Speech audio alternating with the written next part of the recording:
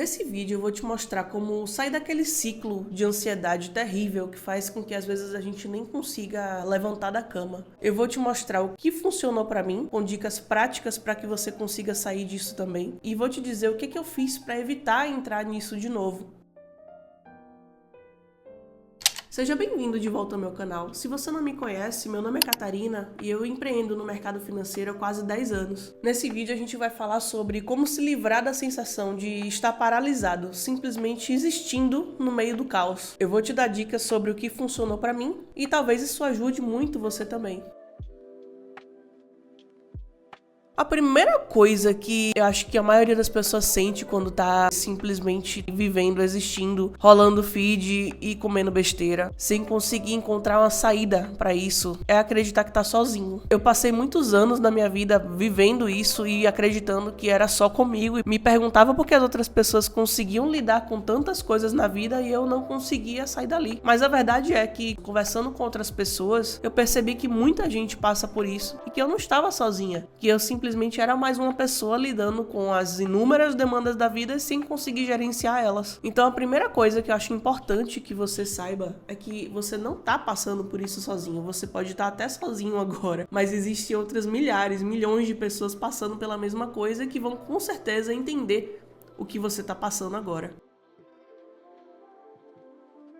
Um outro sentimento que eu tinha muito era de que eu tava muito atrasada na vida. Tudo era urgente, tudo era importante, eu tinha milhões de tarefas pra fazer e eu não conseguia dar conta nem de uma, porque era tanta coisa que eu não conseguia nem ter motivação pra fazer uma coisa só. E isso me dava um sentimento de atraso muito grande. E foi aí que eu percebi que eu estava, na verdade, me comparando com o ritmo de vida que outras pessoas mostravam ter e que eram totalmente voltados à alta performance, que é algo muito defendido nos dias de hoje. Então eu percebi que talvez esse estilo de vida com alta performance fosse um estilo de vida que eu não gostaria de ter e que eu poderia viver a vida com mais calma. Isso me deu gás o suficiente para levantar da cama, para poder começar a executar pequenas tarefas e ao longo do tempo essas pequenas tarefas foram me motivando a continuar, simplesmente porque eu tomei a decisão de viver com calma e não com pressa.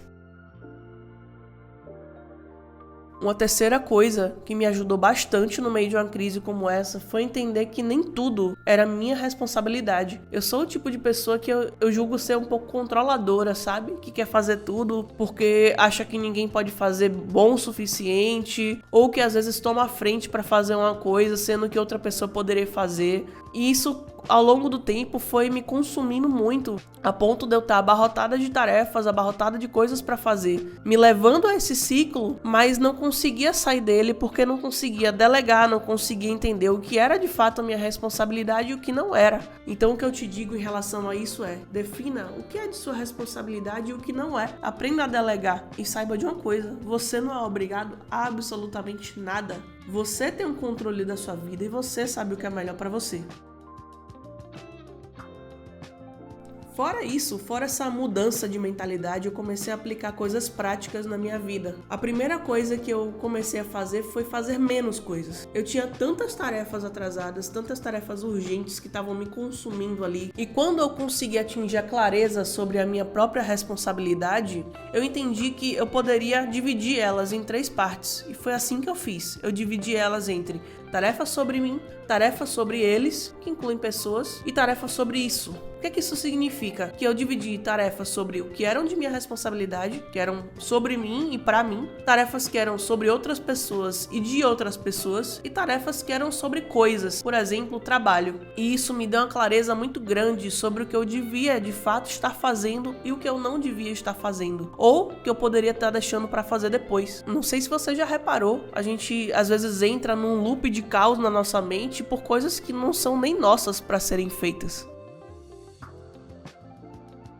Quando você definir essa lista, defina também prioridades. E as prioridades eu diria que são muito mais relacionadas a você mesmo, porque é importante que você trace objetivos para você. Com base nesse objetivo, você vai definir o que é prioridade. Você consegue ter o objetivo de guardar R$1.000 por mês esse mês e consegue também iniciar a dieta esse mês também? Ou você só consegue fazer uma das duas coisas? Porque são passos grandes, parece não ser, mas para quem tá num ciclo de autossabotagem autossabotagem, de paralisação e de crise de ansiedade são coisas muito significativas e que vão depender de mudanças de estilo de vida, de mudanças de rotina muito grandes. Então aprenda a fazer uma coisa por vez. Por mais que você escreva ali que precisa emagrecer, que precisa juntar dinheiro, defina uma coisa para começar esse mês. Comece, inclua aquilo na sua rotina, inclua aquilo nos seus hábitos. No mês que vem você começa outra coisa. Pare de se comparar e de colocar pressões na sua cabeça que não deveriam estar existindo. Viva no seu próprio ritmo, com base nos seus próprios limites e nos seus próprios objetivos. Quando o tempo é seu, você não precisa correr.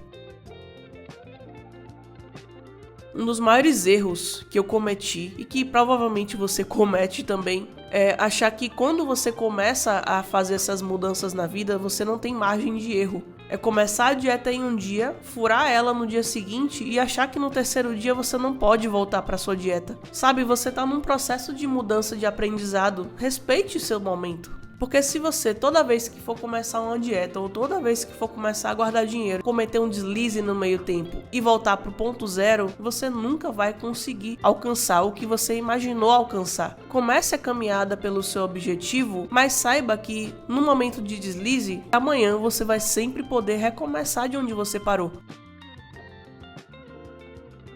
Uma das formas de evitar entrar de novo num ciclo como esse, ficar paralisado na cama, ficar paralisado sem conseguir ver graça na vida, é simplesmente tirar as coisas da sua cabeça. Infelizmente, a gente vive num país onde nem todo mundo tem acesso à terapia, mas todo mundo com certeza tem acesso a algum tipo de forma de escrita, que já é o suficiente para que você consiga tirar algumas coisas da sua cabeça, seja por um aplicativo, seja por uma folha de papel. Uma das piores coisas que você pode fazer é contar com a sua cabeça para lembrar de tudo e para colocar eixo na sua vida. Pega uma folha de papel, escreve tudo que tá nela, tenta incluir isso numa rotina, tenta criar um estilo de vida um pouco mais saudável do que é, seja saúde física ou mental, mas principalmente mental, para que você não volte nesse ciclo, ou para que você pelo menos diminua as suas crises e viva um pouco melhor. Você já parou para pensar que, ao invés de simplesmente tratar um problema que é recorrente, você pode simplesmente tentar evitar ele? Colocar as coisas no papel é um primeiro passo, mas existem outras formas de você evitar. Vou dar um exemplo. Às vezes você não quer receber a ligação de uma pessoa. Você já parou para pensar que essa ansiedade pode simplesmente diminuir se você desligar o Wi-Fi do seu telefone ou colocar ele em modo avião por um momento? Você já parou para pensar que a cafeína pode estar te fazendo ficar um pouco mais ansioso, mas ao mesmo tempo você não tira ela de sua vida, ou você pelo menos não diminui o consumo? Veja que às vezes a gente acha que tá tudo fora do nosso controle, mas não está. Você tem controle de muita coisa em sua vida, especialmente para evitar com que essas crises aconteçam e não simplesmente tentar remediar ela todas as vezes que ela acontece.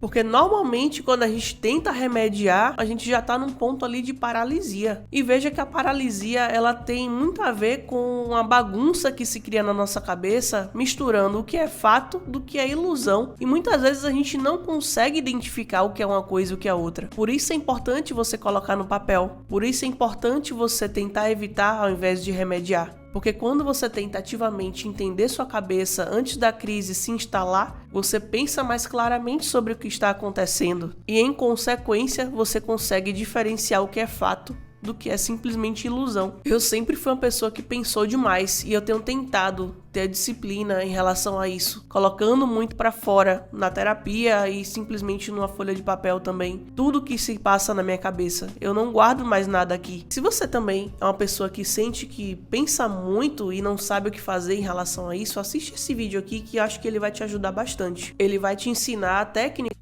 para que você consiga parar de pensar tanto em tantas coisas ao mesmo tempo e não se sinta o tempo inteiro sobrecarregado. Se inscreve no canal, deixa seu like e compartilha com alguém que você acha que vai gostar desse conteúdo.